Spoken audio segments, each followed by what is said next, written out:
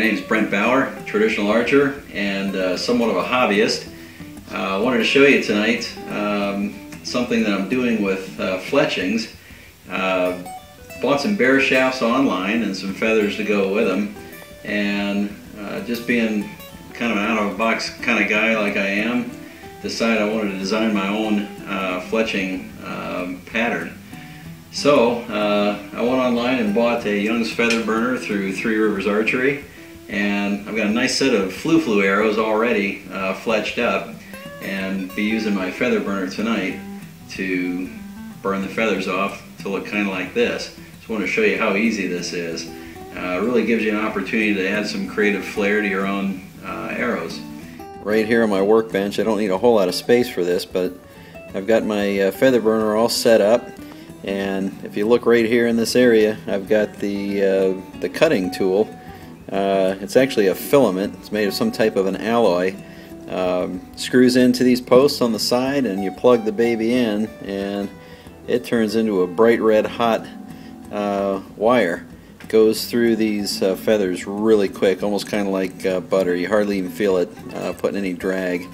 But anyway, it took me about maybe 30 minutes to get the shape just right.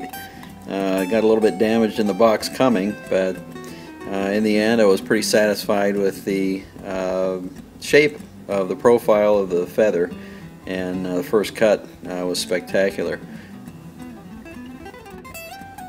One thing I wanted to show you that I had to learn by doing it the first time myself is that once the arrow is stuck into the little cams here, there's not a whole lot of clearance, but I did notice that the filament, when it starts getting hot, it begins to swell, and that clearance, which right now is about 1/8 of an inch, will actually close up to about a 1/16 or less against the shaft of the arrow.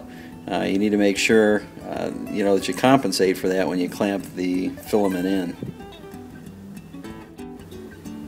You want to make sure that you're in a pretty well ventilated area. My wife actually came in the garage last night and asked me what was burning, and I told her my feathers. She looked kind of puzzled and walked back in the house. I can see, looking over the back side here, that the filament is just about red hot, and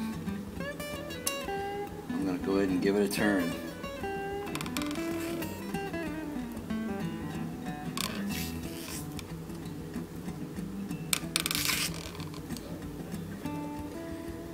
And that's pretty much all there is to it, just like so. There is one finishing step that we'll have to do here in a minute, but while that filament's hot, I'm going to go ahead and I'm going to trim my other arrows. Now, one other thing I wanted to show you here too is just how hot that filament is. So we're going to make a little shadow in front of this so that you can see this thing glow. It is bright cherry red right now, ready to take another arrow shaft.